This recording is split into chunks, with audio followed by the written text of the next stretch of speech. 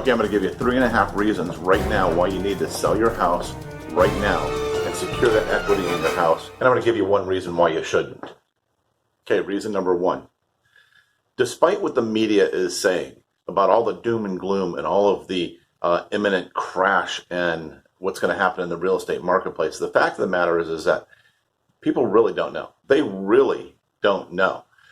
These are all articles that are intended to get people to click on the article and go to their website and read the article. Now, there may be some fact to them, but a lot of it is speculation. I can promise you this. A lot is speculation because people don't know. How do they not know? Well, because we've never had a pandemic before we have had to deal with in a housing market like today.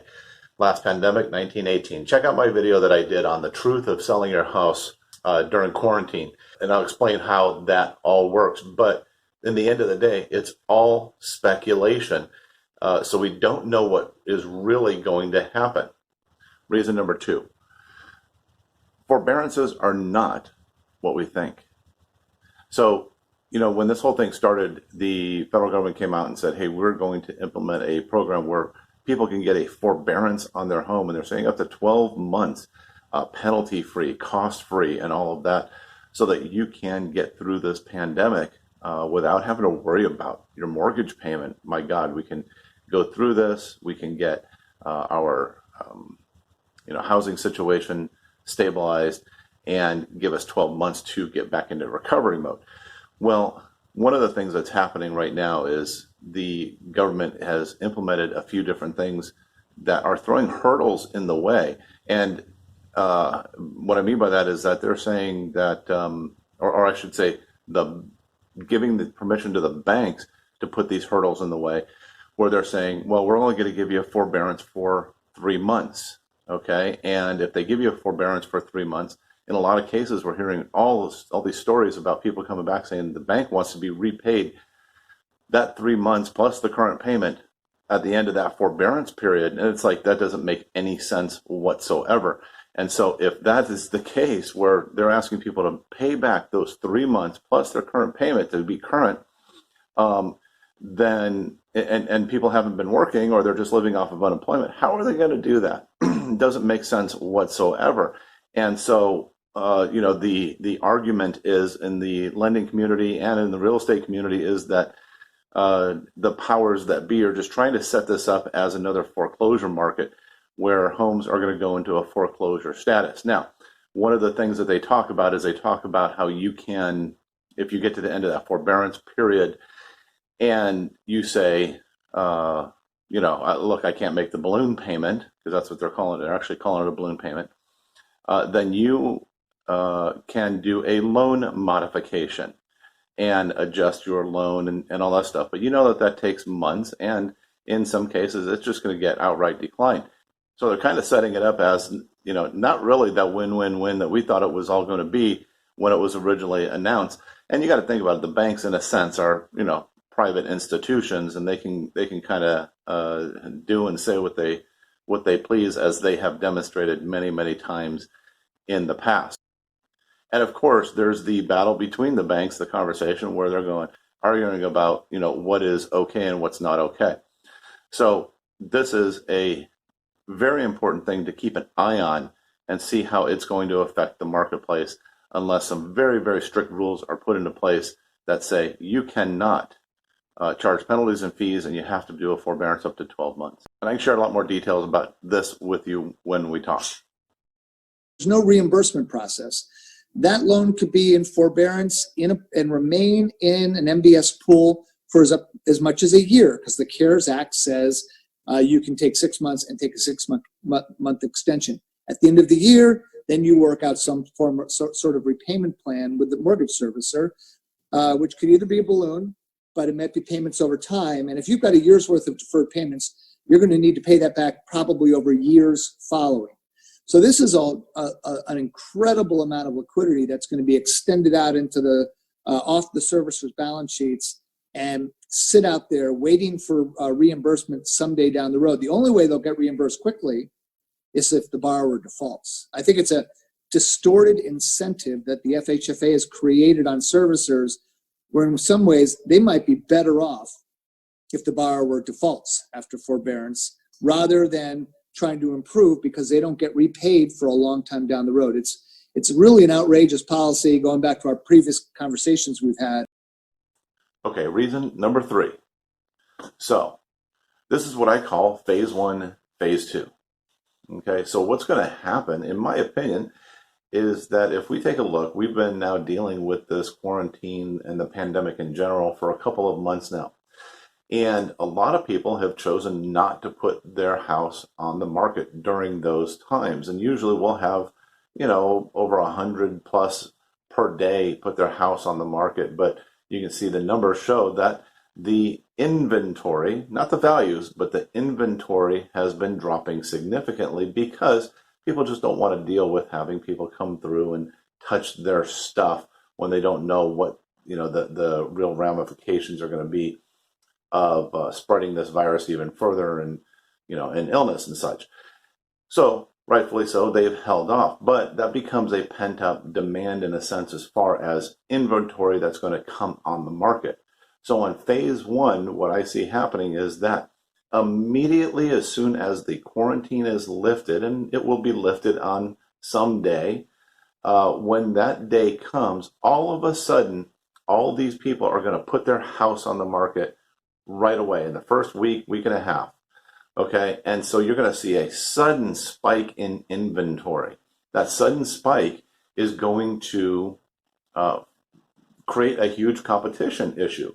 And as people are competing to get their homes sold, guess what we're going to see? We're going to start to see some price reductions, okay?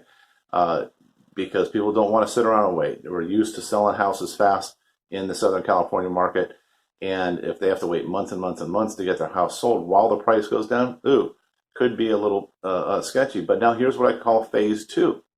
So phase 1 was those people who already had it in their mind that were thinking about selling their house. And so they were prepared when the pandemic or when the quarantine was lifted to suddenly put it on the market. But there's a whole other group of people that they were kind of thinking about selling a house, but they weren't quite ready yet, and it wasn't as important. They're like, okay, well, we'll just wait till this is all over. Well, they're going to now see the sudden spike in inventory.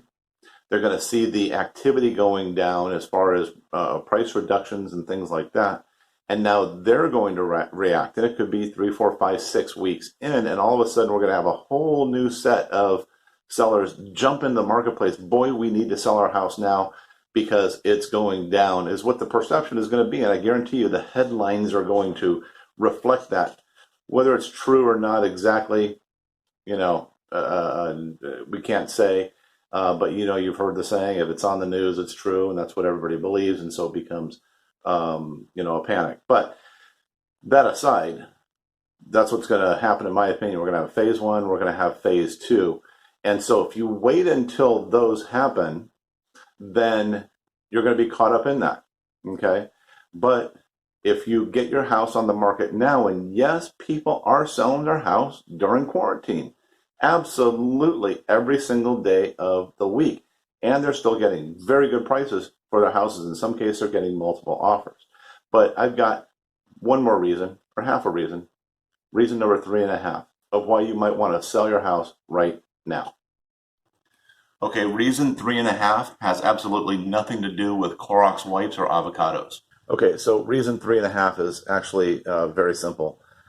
Something that we have implemented since the quarantine has gone into effect is that we are now making available to anyone who wants to lock this in before the quarantine is lifted, is that we will list your house for a low 3.5% listing fee. That's it. That pays the buyer's agent commission as well.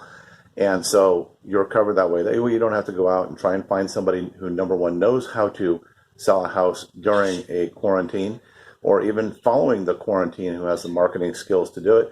And you don't have to worry about negotiating commission, because here's what's going to happen, in my opinion, is that as that spike comes up that we talked about in phase 1, phase 2, people are going to become, hate to say it, desperate to sell their homes. And I've already had conversations with many agents who said, hey, we're looking forward to this because then we'll be able to charge whatever it is that we want when that happens. And you can have an opportunity to lock it in for 3.5%. And this is even if you decide to wait up to 6 months after the quarantine is lifted, but you have to lock it in now before the quarantine is lifted. And we can talk about that. So just reach out to us to the number that's on the screen or the link or whatever you're looking at. And there's one reason I want to share with you why you should not sell your house during or after quarantine. Okay, so here's a good reason why you don't want to sell your house during or even after the quarantine. And that is very simply out of fear. There's a lot of people who are going to make emotional decisions. And if there's one thing that I've learned in business and in life in general is that when you make decisions based on emotion, and fear is one of those emotions, then you usually make the wrong decisions. And so if you're in a situation where, we don't really need to sell, we can still comfortably make our mortgage payments. We can get by, maybe our mortgage payment is low. Maybe the house is paid off. Maybe fill in the blank. There's a lot of good reasons why it wouldn't make sense to sell, why you wouldn't have already been thinking about selling a house. I would say don't do it just purely out of fear that you think that the market is going to crash. And here I'm going to give you something very interesting, this little research that you can do yourself. So take the value of your home or the original purchase price, and you can look it up somewhere on public records, or you can call me and I can look it up on public records. We have all the tools to do that. And if you take that value and you double the number every 10 years, amazingly enough, you'll find that that is actually what the current value of your house is, roughly, give or take, okay? And so here's an example. I did it on my house. Okay, so here's what the numbers look like on my house. So the house was originally purchased in 1964 for $35,000. You double that in 10 years, and puts it at $70,000, which would be 1974. 1984 would put it at $140,000. At 1994 would put it at $280,000. And then in 2004 would put it at $560,000. In 2014, put it at about $1,120,000. And yes, we own the house in 2014, and I'll be darned if it wasn't about dead on. And so if we look at that projection and we go, well, 2024, that means the house could be worth $2,240,000. Now, I know it sounds ludicrous. That's crazy. But I can promise you that when it was sold in 1964, and then in 1974, it was worth $70,000. That was mind-blowing to the people back then. Who would pay $70,000 for a house? And try it on your house. Try it on your house. Like I said, give me a call. We'll look it up for you. We'll tell you what the original sale price on your house was, as long as it's available in the records.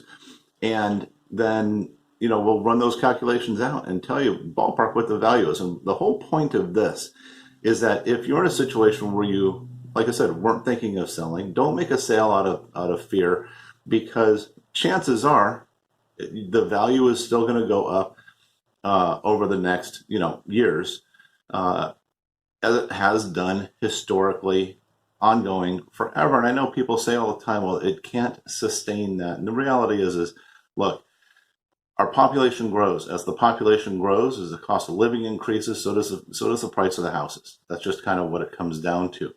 Okay, and so stay in your house.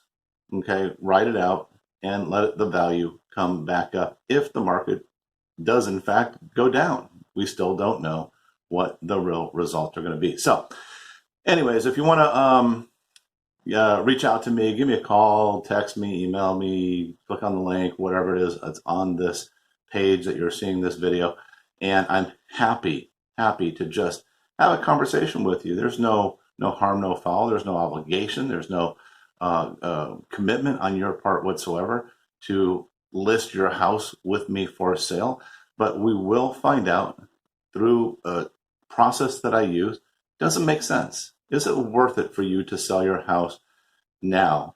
And if it is, great. If not, then great. then don't sell your house, okay? But don't make decisions out of emotions and fear. So anyways, hopefully this was helpful to you and you make good decisions in the future when it comes to the sale of your house. Take care. We'll talk to you soon.